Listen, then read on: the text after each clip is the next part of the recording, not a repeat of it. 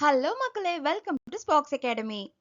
2026ல state elections வரப்போகுது அப்படிங்கிறதுனால டிஎன்பிஎஸ்சியோட annual planar கொஞ்சம் முன்னாடியே வரப்போகுதுன்னு அதில் வேகன்சிஸ் அதிகமாகிறதுக்கான வாய்ப்புகள் அதிகமாக இருக்குன்னு ஒரு டீட்டெயில் வீடியோ ஆல்ரெடி நாங்கள் போஸ்ட் பண்ணியிருக்கோம்.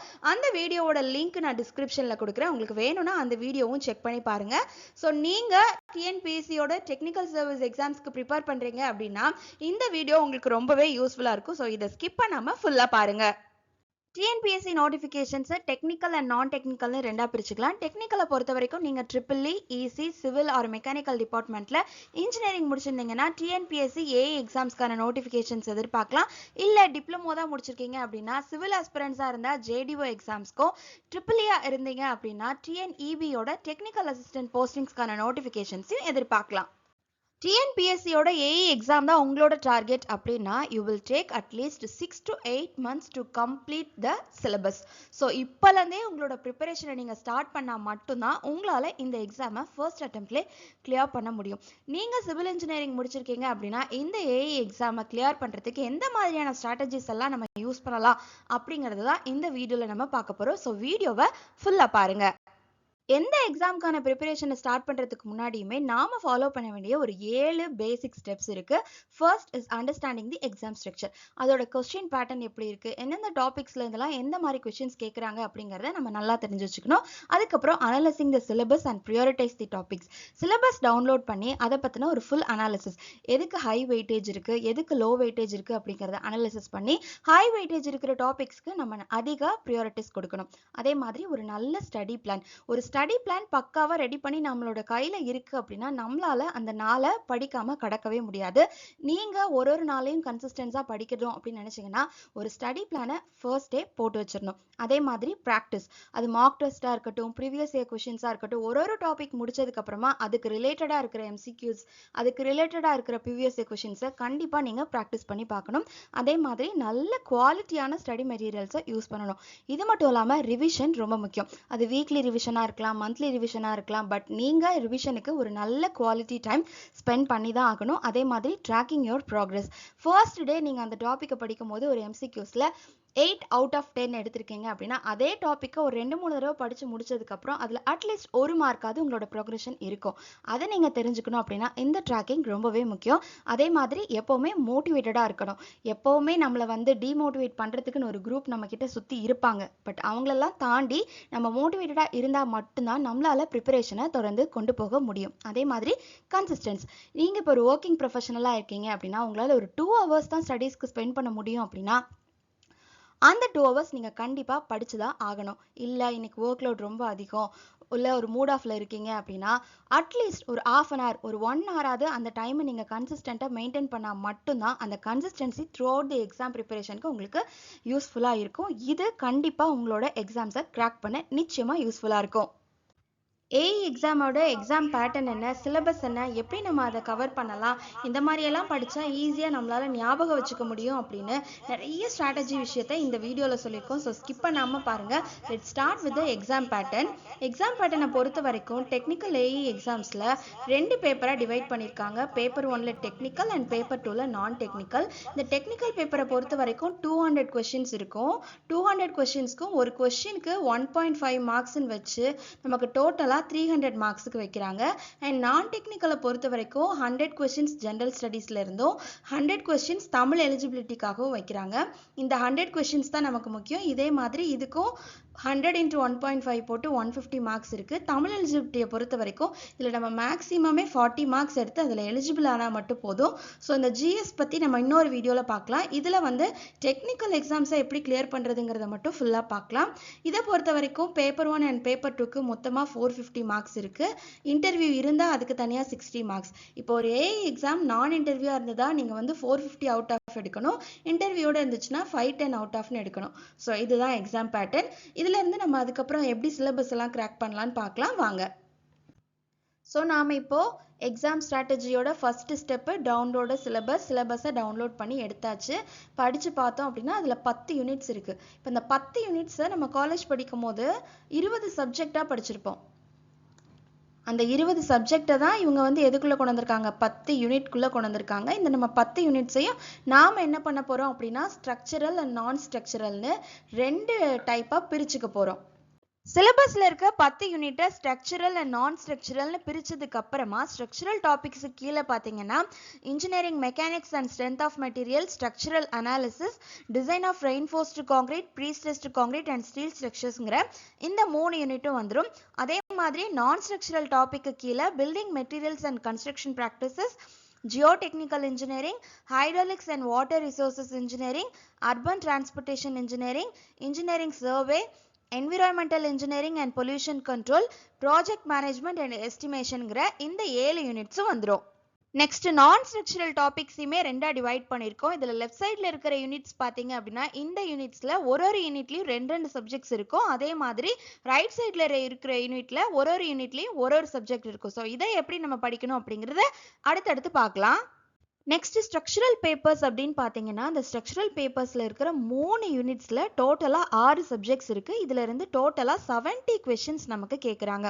Engineering mechanics and strength of மெட்டீரியல்ஸில் இருந்து 20 கொஷின்ஸும், ஸ்ட்ரக்சரல் அனாலிசிஸில் இருந்து 20 கொஷின்ஸும், design of reinforced concrete, prestressed concrete and steel ஸ்ட்ரக்சர்ஸில் இருந்து டோட்டலாக 30 கொஷின்ஸ் கேட்பாங்க. இந்த 30 கொஷின்ஸ்லையுமே 15 கொஷின்ஸ் தான் வந்து நியூமெரிக்கல் கொஷின்ஸாக இருக்கும்.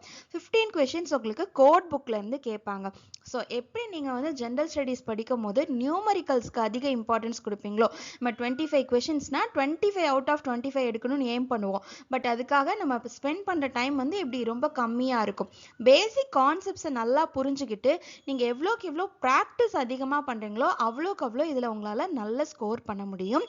மோஸ்ட் ஆஃப் த ஸ்டூடெண்ட்ஸ் வந்து reinforced concrete, prestressed concrete, steel structures எல்லாத்தையுமே ரொம்ப அவாய்ட் பண்ணுவாங்க. ஏன்னா அது வந்து படிக்கிறதுக்கு டைம் ஆகும் அப்படிங்கிறத.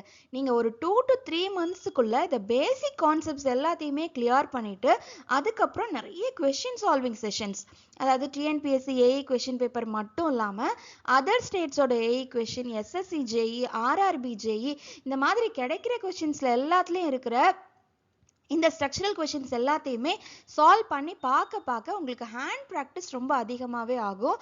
அண்ட் எந்த கொஷின் கேட்டால் உங்களுக்கு எப்படி அதை அப்ரோச் பண்ணணும் அப்படிங்கிற நாலேஜ் அண்ட் அதை டைம் மேனேஜ்மெண்ட்குள்ளே பண்ணுற அந்த ஸ்கில் அதிகமாகவே இம்ப்ரூவ் ஆகும்.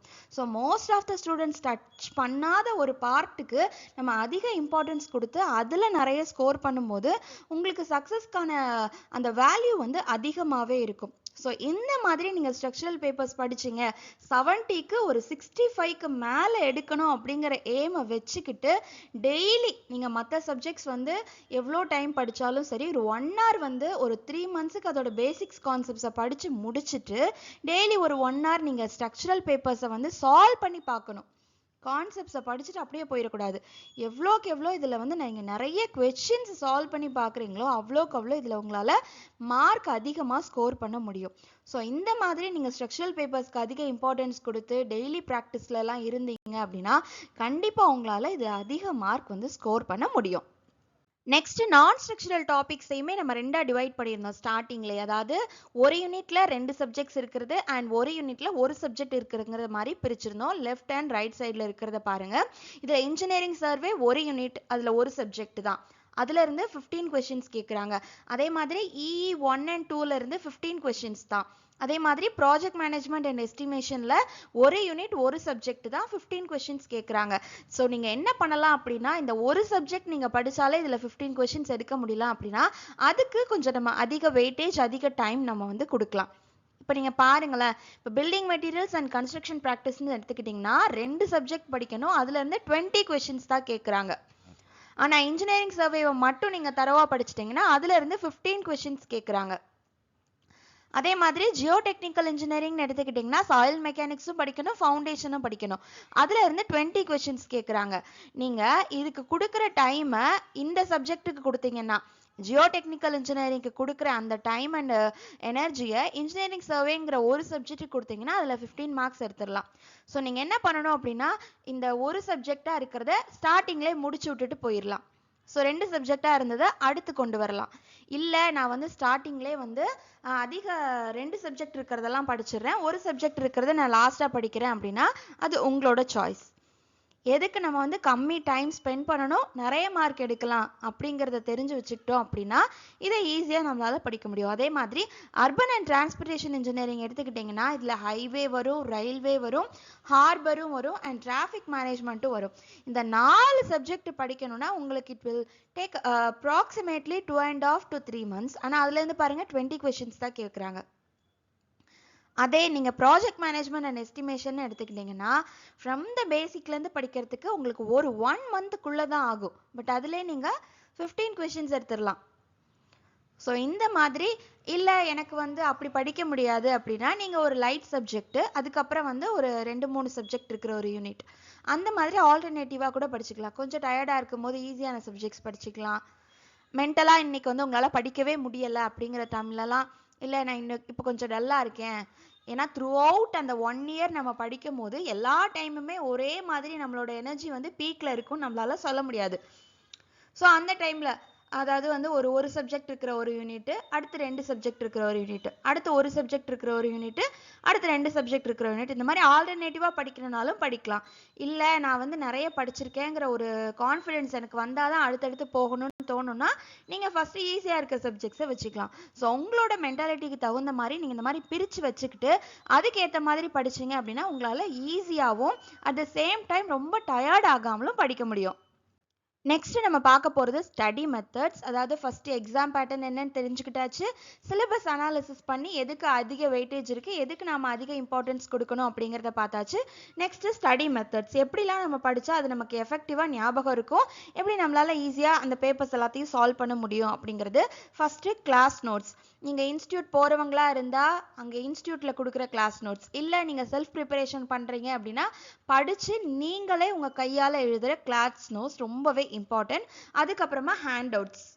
ஸோ நீங்கள் வந்து எங்கேயாவது வெளியே ட்ராவல் பண்ணுறீங்க, டக்குன்னு படிக்கிற மாதிரி இருக்கணும் அப்படிங்கிறதுக்காக ஒரு சின்ன ஹேண்ட் அவுட்ஸ் மாதிரி ஒரு 10 பக்கம் இருக்கிறத நீங்கள் ஒரே பக்கத்தில் குட்டி குட்டியாக எழுதி வச்சுக்கலாம், அது ஹேண்ட் அவுட்ஸ். அதுக்கப்புறம் ஷார்ட் நோட்ஸ், ஒரு 10-20 பக்கம் இருக்கிற ஒரு மொத்த யூனிட்டையுமே நீங்கள் ஒரு A4 ஷீட்டில் ஃப்ரண்ட் அண்ட் பேக் பேஜில் ஷார்ட் நோட்ஸாக உங்களுக்கு மட்டும் புரிகிற மாதிரி எழுதி வச்சுக்கிட்டீங்க அப்படின்னா அது உங்களுக்கு ரொம்பவே யூஸ்ஃபுல்லாக இருக்கும் at the time of revision.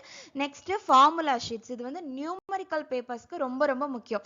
இந்த ஃபார்முலா ஷீட்ஸை நீங்கள் வந்து எழுதி உங்களுக்கு கண்ணுக்கு தெரிகிற மாதிரி ஒட்டி வச்சுக்கிட்டீங்க அப்படின்னா டெய்லி நீங்கள் அதை பார்க்கும்போது உங்களுக்கு படிக்கிறதுக்கு அது ரொம்ப யூஸ்ஃபுல்லாக இருக்கும், ஞாபகத்துலேயுமே அதிகமாக இருக்கும். நெக்ஸ்ட் இந்த tablet columns and mind maps, இது வந்து தியரிட்டிக்கல் பேப்பர்ஸ்க்கு உங்களுக்கு ரொம்பவே யூஸ்ஃபுல்லாக இருக்கும். டெக்னிக்கலை பொறுத்த வரைக்கும் நம்ம வந்து தியரிட்டிக்கல் அண்ட் ப்ராப்ளமேட்டிக்னு 2ஆக பிரித்து வச்சுருக்கேன். ஏன் இப்படி பிரித்து வச்சுருக்கேன் அப்படின்னா ஒரு ஸ்டடி மெத்தடுக்காக தான். இப்போ பார்த்தீங்க அப்படின்னா இந்த பில்டிங் மெட்டீரியல்ஸ், கன்ஸ்ட்ரக்ஷன் ப்ராக்டிஸ்க்கு எல்லாத்துக்குமே ஷார்ட் நோட்ஸ் ரொம்ப முக்கியம். Short notes and tablet columns, mind maps, இது எல்லாத்தையும் வச்சு இந்த தியரிட்டிக்கல் பேப்பர்ஸ் எல்லாத்தையுமே படிச்சிடலாம். ப்ராப்ளமேட்டிக் சப்ஜெக்ட்ஸை பொறுத்த வரைக்கும் ஃபார்முலா ஷீட்ஸ் ரொம்ப ரொம்ப முக்கியம். ஓகே, நம்ம எவ்வளோக்கு எவ்வளோ படிக்க வேண்டிய பக்கத்தை குறைச்சி ஷார்ட்டாக வச்சுருக்கோமோ நமக்கு ஒரு மலைப்பு இருக்காது. ஐயையோ 10 நோட்டு படிக்கணுமா அப்படிங்கிறதுக்கும் 10 பேப்பரில் ரிவைஸ் பண்ணிடலாம் அப்படிங்கிறதுக்கும் ஒரு டிஃப்ரென்ஸ் இருக்குது இல்லையா? அதுக்கு தான் இந்த மாதிரி படிக்கணும்னு சொல்கிறேன். இப்போ தியரிட்டிக்கல் சப்ஜெக்ட்ஸ் எடுத்துக்கிட்டோன்னா அதை நீங்கள் டேப்லெட் காலம்ஸாக கூட படிக்கலாம். அதுக்கு ஒரு எக்ஸாம்பிள் காட்டுறேன். இப்போ தியரிட்டிக்கல் சப்ஜெக்ட்ஸ் எடுத்துக்கிட்டோம் அப்படின்னா ஃபர்ஸ்ட் யூனிட்டே வந்து building materials and construction practice தான். இப்போ இதை வந்து நீங்கள் ஷார்ட்டாக இப்போ பார்த்துக்கிட்டோம் அப்படின்னா இதில் என்னெல்லாம் இருக்குது, பிரிக் இருக்குது, ஸ்டோன்ஸ் இருக்குது, எம்சாண்டு, அக்ரிகேட்ஸு, சிமெண்ட்டு, டிம்பர். அதே மாதிரி பிரிக்குக்கு என்ன இருக்குது, பிரிக் மேசன்ட்ரி இருக்குது. ஓகே, அது மாதிரி ஒரே டாபிக் கீழே இருக்கிறத ஒரு டேப்லெட் காலமாக போட்டு வச்சுக்கலாம். இப்போ பிரிக்குன்னு எடுத்துக்கிட்டோன்னா நமக்கு அதில் என்னெல்லாம் வரும், இப்போ இங்கே பிரிக்குன்னு போட்டு வச்சுக்கலாம். ஒரு பேப்பர் பிரிக்கில் என்னெல்லாம் வரும், அதுக்கு ஒரு டைப்ஸ் இருக்கும் இல்லையா, அதுக்கு ஒரு டெஸ்டிங் இருக்கும் இல்லையா, அதில் என்ன இருக்கும், கான்ஸ்டியூன்ஸ் இருக்கும், அதில் என்னெல்லாம் இருக்குது அப்படின்னு இருக்கும். சிலிக்கா இருக்கும் கான்ஸ்டியூன்ஸில், அலுமினா இருக்கும். இதே மாதிரி சிமெண்ட்டுக்கு இருக்கும் இல்லையா, காங்க்ரீட்டுக்கு இருக்கும் இல்லையா. அதே மாதிரி சிமெண்ட்டு, காங்க்ரீட்டு எல்லாத்துக்கும் அது கீழே என்னென்னலாம் இருக்கும். இப்போ டெஸ்டிங்னு எடுத்துக்கிட்டிங்கன்னா, இப்போ டெஸ்டிங்னு ஒரு டாபிக் எடுத்துக்கிட்டிங்கன்னா பிரிக்குக்கு என்னென்ன டெஸ்ட்லாம் இருக்குது, அப்புறம் சிமெண்ட்டுக்கு என்னென்ன டெஸ்ட்லாம் இருக்குது, அக்ரிகேட்டுக்கு என்ன டெஸ்ட்லாம் இருக்குது, ஃப்ளாக்கினஸ் இண்டெக்ஸ் இருக்குது, அந்த மாதிரி என்னென்ன டெஸ்ட்லாம் இருக்குது. டெஸ்ட்டுன்னு ஒரு டாபிக் எல்லாத்தையுமே டேப்லெட் காலமாக போட்டு படிச்சுக்கணும். அப்படி படிச்சீங்க அப்படின்னா கண்டிப்பாக தியரிட்டிக்கல் சப்ஜெக்ட்ஸ் உங்களுக்கு மறக்காது. அதே மாதிரி இதில் நிறைய டேட்டாஸ் இருக்கும் அப்படிதானே. இப்போ நம்ம பிரிக்குன்னு எடுத்துக்கிட்டோம்னா பிரிக்கில் பிரிக்கோட கான்ஸ்டியூன்ஸ் என்னன்னா silica, alumina, magnesia, iron oxide அப்படின்னு இருக்கும் இல்லையா. சிலிக்கா எவ்வளோ இருக்கணும்? 50 to 60% இருக்கணும். அலுமினா இருக்கணும் less than 10% இருக்கணும். அயன் எவ்வளோ இருக்கணும்? less than 1% இருக்கணும். அப்படிங்கிற இந்த டேட்டா எல்லாத்தையும் நம்ம மறக்காம இருக்கணும் அப்படின்னா டேப்லெட் காலம் போட்டு படிக்கணும். ஓகே, இப்போ நம்ம கொஸ்டின் வந்து ரொம்ப டைரெக்டாக சில சமயம் கேட்பாங்க. பிரிக்கில் இருக்க சிலிக்கா கண்டென்ட் எவ்வளோ அப்படின்னு கேட்டாங்கன்னா டக்குன்னு நமக்கு மறந்து போயிடும். சிலிக்காக்கா, இது சிலிக்கா வந்து பிரிக்குக்கா, சிமெண்ட்டுக்கா, 50 to 60%ங்கிறது வந்து காங்கிரீட்டுக்கா அப்படின்னு குழப்பம். ஸோ அந்த குழப்பம் இல்லாமல் இருக்கணும் அப்படின்னா நீங்கள் இந்த டேப்லெட் காலம் போட்டு படிச்சுக்கலாம். சேம் வே நம்ம வந்து ஸ்ட்ரக்சரல் பேப்பர்ஸ்க்கு படிக்கும் போது ஃபார்முலா ஷீட்ஸ் ரொம்ப முக்கியம். Tablet column and mind maps theoretical சப்ஜெக்ட்ஸ்க்கு யூஸ் பண்ணிக்கோங்க. அதே மாதிரி ப்ராப்ளமெட்டிக் சப்ஜெக்ட்ஸ்க்கு ஃபார்முலா ஷீட்ஸை யூஸ் பண்ணிக்கோங்க. இது உங்களுக்கு கண்டிப்பாக யூஸ்ஃபுல்லாக இருக்கும். Next time management is very very important. இப்போ மினிமம் நம்ம 8 hours படிக்கணும். ஏன் சொல்கிறேன் மினிமம் 8 hours-னு இப்போலேருந்து சொல்கிறேன்னா நம்ம ஏம் பண்ணுறது அடுத்த வருஷம் ஏஇக்கு அப்படிதான் இல்லையா. ஸோ நமக்கு வந்து ஒரு 1 year டைம் இருக்குங்கும் போது டெய்லி நம்ம மினிமம் 8 hours படிக்கணும். இதுவே நீங்கள் வந்து லாஸ்ட் ஒரு 2 month 3 month ப்ரிப்பேர் பண்ணுறீங்க அப்படின்னா நீங்கள் படிக்க வேண்டிய டைம்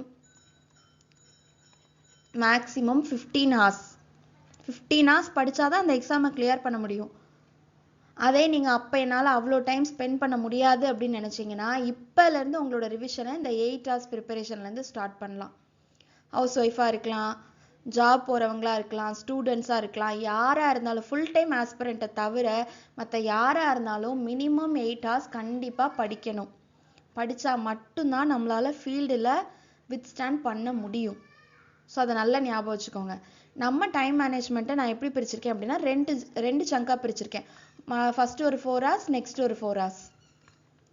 ஸோ அந்த ஃபஸ்ட்டு 4 hours-ல் நீங்கள் கிளாஸ் போகிறீங்களோ, கிளாஸ் எடுக்கிறாங்க, இல்லை படிக்கிறீங்க, அது எதுக்குனாலும் யூஸ் பண்ணிக்கலாம். இந்த நெக்ஸ்ட் 4 hours எதுக்கு அப்படின்னா இதுக்குள்ளே ரிவிஷன் வரணும், டெஸ்ட் சீரீஸ் வரணும், அதுக்கு வந்து டவுட் கிளியரன்ஸ் கிளாஸு, அது போக ஷார்ட் நோட்ஸு, ஃபார்முலா ஷீட்ஸ், இது எல்லாமே நெக்ஸ்ட் 4 hours-ல் எடுத்துக்கணும். இப்போ நீங்கள் ஒரு இன்ஸ்டியூட்டில் போய் போகிறீங்க அப்படின்னா அவங்க ஒரு 4 hour கிளாஸ் கொடுப்பாங்களா ஒரு சப்ஜெக்ட்டுக்கு, அதே மாதிரி கொடுத்தாங்கன்னா நெக்ஸ்ட் 4 hour நீங்கள் இது எல்லாத்தையும் அன்னைக்கே ரெடி பண்ணியிருக்கணும்.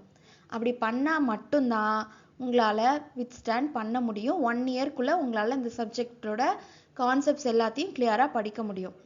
ஒரு சங்குக்கு நீங்கள் ஸ்ட்ரக்சரல் பேப்பரோ இல்லை நான் ஸ்ட்ரக்சரல் பேப்பரோ எதுனாலும் எடுத்துக்கலாம். ஸோ செகண்ட் சங்க் கண்டிப்பாக என்ன இருக்கணும்? ரிவிஷன் இருக்கணும். இந்த ரிவிஷனுக்குள்ளே எதெல்லாம் வரணும்? மறுபடியும் சொல்கிறேன், short notes, formula sheets, test series, டெஸ்ட்டில் என்னென்ன தப்பெல்லாம் போட்டிருக்கீங்களோ அதை ரெக்டிஃபை பண்ணிடணும் அந்த 2 சங்கில். ஃபஸ்ட்டு சங்க் படிக்கிறதுக்கு, செகண்ட் சங்க் ரிவைஸ் பண்ணுறதுக்கு. இப்படி நீங்கள் உங்களோட டைமை பிரிச்சுக்கிட்டீங்க அப்படின்னா ஈஸியாக படித்து முடிக்க முடியும். படித்ததும் ஞாபகத்தில் இருக்கும். நெக்ஸ்ட் ரொம்ப முக்கியமான விஷயம் என்னன்னு பார்த்தீங்கன்னா இந்த ரிவிஷன். கண்டிப்பாக ரிவிஷன் பண்ணணும். நம்ம படிக்கிறத விடவும் நான் ஆரம்பத்திலே சொன்ன மாதிரி ரிவிஷன் ரொம்ப ரொம்ப முக்கியம். டெய்லி பண்ணணும், வாரம் வாரம் பண்ணணும், மாதம் மாதம் பண்ணணும். இதுதான் நமக்கு எங்கே கை கொடுக்கும்? கடைசி நேர எக்ஸாமில் கை கொடுக்கும். நெக்ஸ்ட் ப்ராக்டிஸ், இது ரொம்ப ரொம்ப முக்கியம். நான் ஆரம்பத்திலே சொன்ன மாதிரி ப்ரீவியஸ் இயர் கொஷின்ஸாக இருக்கட்டும், இல்லைனா டெஸ்ட் சீரீஸாக இருக்கட்டும், எவ்வளோக்கு எவ்வளோ ப்ராக்டிஸ் பண்ணுறீங்களோ அவ்வளோக்கு அவ்வளோ டெஸ்ட்டில் உங்களுக்கு டைம் மேனேஜ்மெண்ட் பண்ண முடியும். ஆமாம், இதே மாதிரி கொஷின் அங்கே கேட்டோம், இதை ஈஸியாக சால்வ் பண்ணலாம். அங்கே போய் நம்ம எப்படி எழுத போகிறோம் அப்படிங்கிறதுக்கு ஒரு சின்ன ரிகர்சல் தான் இந்த டெஸ்ட் சீரீஸ். ஸோ கண்டிப்பாக படிச்சுட்டு மட்டும் போகாதீங்க, ரிவைஸ் பண்ணிட்டு மட்டும் போகாதீங்க. Previous year questions and test சீரீஸை போட்டு பார்த்துட்டு மட்டும் போங்க. டெஸ்ட் சீரீஸை போட்டு பார்த்துட்டு அப்படியே போனோன்னா எந்த பிரயோஜனமும் கிடையாது. இப்போ நீங்கள் வந்து ஒரு டெஸ்ட் சீரீஸ் எழுதுறீங்க, அதில் ஒரு 50 கொஷின் தப்பு விட்ருக்கீங்க அப்படின்னா அந்த 50 கொஷினுக்கு ஏன் தப்பு விட்டோம், என்ன தப்பு விட்டோம், இது நமக்கு படித்த மாதிரி இருந்துச்சுன்னா சில்லி மிஸ்டேக்னா அதில் கேல்குலேஷனில் மிஸ்டேக்கா, ஃபார்முலாவில் தப்பு விட்ருக்கோமா, படித்த கொஷினுக்கு ஏன் தப்பு விட்டோம் அப்படிங்கிறத வந்து ரெக்டிஃபை பண்ணுறதுக்கு டவுட் கிளியரன்ஸ் கிளாஸ்ன்னு நம்ம அகாடமியில் இருக்குது. ஸோ அகாடமியில் இல்லாதவங்க என்ன பண்ணலாம் அப்படின்னா அதை எப்படி நம்ம ரெக்டிஃபை பண்ணணும்னு பார்க்கணும். அந்த யூனிட்டை தேடி எடுத்து படிக்கலாம். ஏன் அந்த கொஷின் தப்பு விட்டுருக்கு அப்படின்றத தப்பை அதே இடத்துல சரி பண்ணியிருக்கணும். அப்படின்னா தான் அந்த கொஷினை நம்ம எக்ஸாமில் கேட்கும் போது சரியாக எழுத முடியும். ஸோ மிஸ்டேக்ஸை ரெக்டிஃபை பண்ணி டவுட் கிளியரன்ஸ் கிளாஸ் அட்டன் பண்ணுறது ரொம்ப ரொம்ப முக்கியம். தென் செல்ஃப் டிசிப்ளின். இந்த செல்ஃப் டிசிப்ளினை ஏன் சொல்கிறேன் அப்படின்னா, நீங்கள் மேபி இன்ஸ்டியூட் போகலாம், இன்ஸ்டியூட் போகாதவங்களா இருக்கலாம். யாராக இருந்தாலும் செல்ஃப் டிசிப்ளின் ரொம்ப ரொம்ப முக்கியம். இப்போ டெய்லி நான் 8 hours படிக்கணும்னு சொல்லியிருக்கேன்னா 8 hours நீங்கள் படிக்கணும். அதை யாராவது மானிட்டர் பண்ணணும். நீங்களே மானிட்டர் பண்ணி பாருங்கள். ஒரு 2 ஹவர்ஸ்க்கு ஒரு தடவை நீங்கள் வந்து ஒரு நோட் வச்சுக்கோங்க. ஒரு 2 ஹவர்ஸ்க்கு ஒரு தடவை பாருங்கள். இந்த 2 ஹவர்ஸில் என்னெல்லாம் பண்ணேன், ஒரு 10 நிமிஷம் மொபைல் பார்த்தேன், 1/2 hour படித்தேன், அடுத்து வந்து ஒரு ரிவிஷன் டெஸ்ட் போட்டு பார்த்தேன், அதுக்கப்புறம் வந்து டவுட் கிளியரன்ஸ் பண்ணேன் அப்படின்னு ஒரு 2 hours என்னெல்லாம் பண்ணீங்கிறத நோட் பண்ணி பார்க்கணும். காலையில் 5 மணிக்கு எந்திக்கணும்னா 5 மணிக்கு எந்திரிச்சு படிக்கணும். நீங்கள் வீட்டிலேயே உட்காந்து படிச்சுட்டு இருந்தீங்க அப்படின்னா மேபி உங்களுக்கு அந்த மானிட்டரிங் பண்ணுறதுக்கான ஆள் இல்லாமல் இருக்கலாம். ஒரு இன்ஸ்டியூட்டில் ஜாயின் பண்ணலாம். பண்ணி அப்போ தான் அவங்க கேட்பாங்க, நீங்கள் இது படிச்சிருக்கீங்களா, நாளைக்கு டெஸ்ட்டு, ஏன் மார்க் குறைஞ்சிங்கன்னு ஒருத்தங்க நம்மளை கேள்வி கேட்கும் போது நமக்கு அந்த பயம் ஆட்டோமேட்டிக்காக வந்து நம்ம படிப்போம். இது எல்லாத்தையும் தாண்டி நமக்கு இருக்க வேண்டியது செல்ஃப் டிசிப்ளின் தான். யார் சொன்னாலும் சொல்லலைனாலும் நம்மளை படிக்கணும். ஒரு 4 பேர் சேர்ந்து படிக்கிற இடத்துல போய் படிக்கலாம், ஒரு லைப்ரரியில் போய் படிக்கலாம். அந்த மாதிரிலாம் படிக்கும்போது நமக்கு ஒரு செல்ஃப் டிசிப்ளின் இருக்கும். ஸோ எந்த ஒரு காம்படிட்டிவ் எக்ஸாம் எடுத்துக்கிட்டாலும் மற்றவங்க நம்மளை மானிட்டர் பண்ணுறாங்க பண்ணலைங்கிறத தாண்டி நம்ம செல்ஃப் டிசிப்ளினாக இருக்க வேண்டியது ரொம்ப ரொம்ப முக்கியம். நான் இந்த வீடியோவில் சொன்ன எல்லா ஸ்ட்ராட்டஜிஸையுமே கம்ப்ளீட்டாக டெய்லர் பண்ணி நம்ம ஸ்பாக்ஸ் அகாடமிலேருந்து ஒரு 1 year மெகா ஃபவுண்டேஷன் கோர்ஸாக ஸ்பாக்ஸ் கேரண்டி பேட்சை நாங்கள் லான்ச் பண்ணியிருக்கோம். இந்த கோர்ஸோட ஓவரால் ஃபீச்சர்ஸ்னு பார்த்தீங்கன்னா 650+ லைவ் செஷன்ஸ் இருக்கு, 200+ டெஸ்ட் சீரீஸ் ப்ரொவைட் பண்ணுறோம். இது மட்டும் இல்லாமல் நீங்கள் படிக்கிறதுக்காக 430+ PDF மெட்டீரியல்ஸ் நல்ல குவாலிட்டியோட நாங்கள் கொடுத்துட்ருக்கோம். இது மட்டும் இல்லாமல் 20,000+ கொஷின் டிஸ்கஷன்ஸ் இருக்கு. அதோட சேர்த்து உங்களோட ப்ரொக்ரெஷன் எல்லாத்தையுமே நாங்கள் ட்ராக் பண்ணணும் அப்படிங்கிறதுக்காக 110+ ரிப்போர்ட் கார்ட்ஸ் ப்ரொவைட் பண்ணுறோம். இது எல்லாமே 1800+ பாசிட்டிவ் கூகுள் ரிவ்யூஸ் இருக்கிற ஒரு அகாடமி. நம்ம ஸ்பாக்ஸ் அகாடமில அதுவும் அஃபோர்டபிள் பிரைஸ்ல நாங்க உங்களுக்காக கொடுத்துட்டு இருக்கோம். இந்த 1 year mega foundation course Spox guarantee பேட்ச்ல ஜாயின் பண்ற ஃபர்ஸ்ட் 10 ஸ்டூடெண்ட்ஸுக்கு 75% ஸ்பெஷல் ஆஃபரும் கொடுத்துட்டு இருக்கோம். யோசிச்சு பாருங்க, இவ்வளோ நல்ல கோர்ஸ், இவ்வளோ ஃபீச்சர்ஸோட, அதுவும் இவ்வளோ அஃபோர்டபிள் பிரைஸ்ல யாராலுமே கொடுக்கவே முடியாது. ஆனால் நாங்கள் கொடுத்துட்டு இருக்கோம். நீங்களும் இந்த கோர்ஸ்ல ஜாயின் பண்ணணும் அப்படின்னு நினைச்சீங்கன்னா ஸ்கிரீன்ல தெரியுற நம்பருக்கு இப்பவே கால் பண்ணுங்க. நீங்க ஆல்ரெடி நம்ம அகாடமியோட ஓல்டு ஸ்டூடெண்ட்ஸா இருந்தீங்க அப்படின்னா உங்களுக்கான ஸ்பெஷல் ஆஃபர்ஸும் வெயிட் பண்ணிட்டு இருக்கு. இது எல்லாமே 1800+ பாசிட்டிவ் கூகுள் ரிவ்யூஸ் இருக்கிற நம்ம அகாடமில இருந்து கொடுத்துட்டு இருக்கோம். ஸ்பாக்ஸ் அகாடமில இருந்து நாங்க போடுற யூஸ்ஃபுல்லான videos about exams and daily free classes இது எல்லாத்தையுமே நீங்க உடனுக்குடனே பார்க்கணும்னு நினைச்சீங்கன்னா எங்களோட வாட்ஸ்அப் கம்யூனிட்டி குரூப்ல ஜாயின் பண்ணிக்கோங்க. கம்யூனிட்டி குரூப்போட லிங்க் டிஸ்கிரிப்ஷன்ல இருக்கு, மறக்காம செக் பண்ணி ஜாயின் பண்ணிக்கோங்க. Finally, Sparks Academy wishes you a very all the best for your great start. இந்த வீடியோக்கு ஒரு லைக் பண்ணிட்டு TNPSC AA எக்ஸாமுக்கு ப்ரிப்பேர் பண்ணிட்டு இருக்கிற உங்களோட சிவில் இன்ஜினியரிங் ஃப்ரெண்ட்ஸ் கூட மறக்காம இந்த வீடியோவை ஷேர் பண்ணுங்க. இன்னும் இது மாதிரி நிறைய வீடியோஸ் பார்க்கறதுக்கு நம்ம சேனலை மறக்காம சப்ஸ்கிரைப் பண்ணிக்கோங்க.